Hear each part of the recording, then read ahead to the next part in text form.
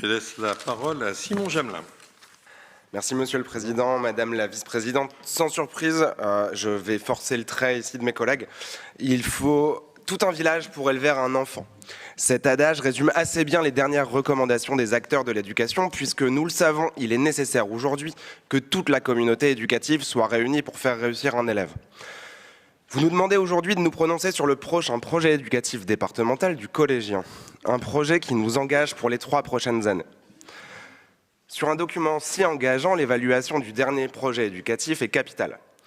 Et l'évaluation n'a de sens, vous le savez, vous nous le dites souvent, qu'en fonction des acteurs qui sont consultés. Vous nous annoncez aujourd'hui un taux de satisfaction du dernier PEDC de 96%. Autrement dit, tout va bien, c'est une réussite qu'on ne saurait remettre en cause. Mais 96% de qui? Des élèves, des parents, des enseignants, des agents administratifs et techniques? Non. 96% des chefs d'établissement, du moins ceux qui ont répondu au formulaire que vous leur avez adressé.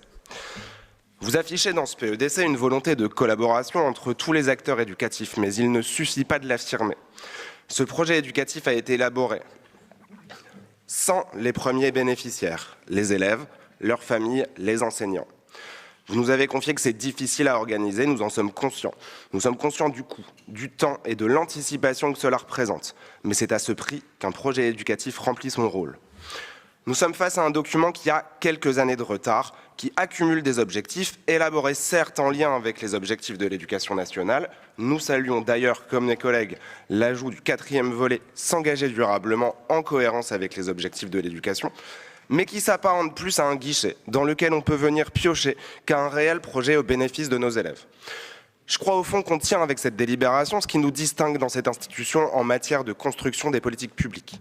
Nous ne pouvons plus en 2023 élaborer des projets pensés par de supposés sachants sans prendre en compte le retour et l'expertise des usagers et des bénéficiaires. Avec 6,5 millions d'euros d'autorisation d'engagement programmée pour les prochaines années, nous sommes au même niveau que pour le précédent projet. C'est une bonne chose, mais est-ce bien suffisant au regard de l'inflation qui impacte, entre autres, les transports et l'alimentaire? Mécaniquement, et même si l'inflation se stabilise, avec la même enveloppe, ce seront donc moins de projets qui pourront être réalisés, sauf si vous comptez sur l'augmentation de la participation des familles pour maintenir le nombre de projets. Le mode de calcul de la dotation pédagogique est lui aussi renouvelé à l'identique. 15 € par élève et par an. Ça relève d'une vision égalitariste de l'éducation, abandonnée par l'éducation nationale elle-même il y a longtemps, au profit d'un système compensatoire dans une logique d'équité. Donner plus à ceux qui ont moins, pour compenser les inégalités plutôt que les reproduire.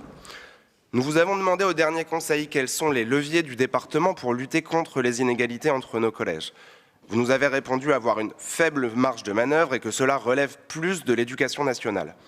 Nous vous proposons aujourd'hui une piste. Revoyons ensemble le mode de calcul de cette dotation pédagogique en passant à un financement progressif par tranche, tenant compte du niveau d'indice de position sociale des établissements, dans une logique de réduction des inégalités entre les collèges. Nous avons 3 ans pour y réfléchir ensemble. Madame la Vice-Présidente, nous connaissons votre engagement personnel pour nos collégiens, mais c'est l'ensemble de notre institution qui doit prendre conscience des leviers dont elle dispose. Compte tenu de la construction de ce projet éducatif, de l'enveloppe allouée et de son mode de calcul, nous nous abstiendrons sur cette délibération. Je vous remercie.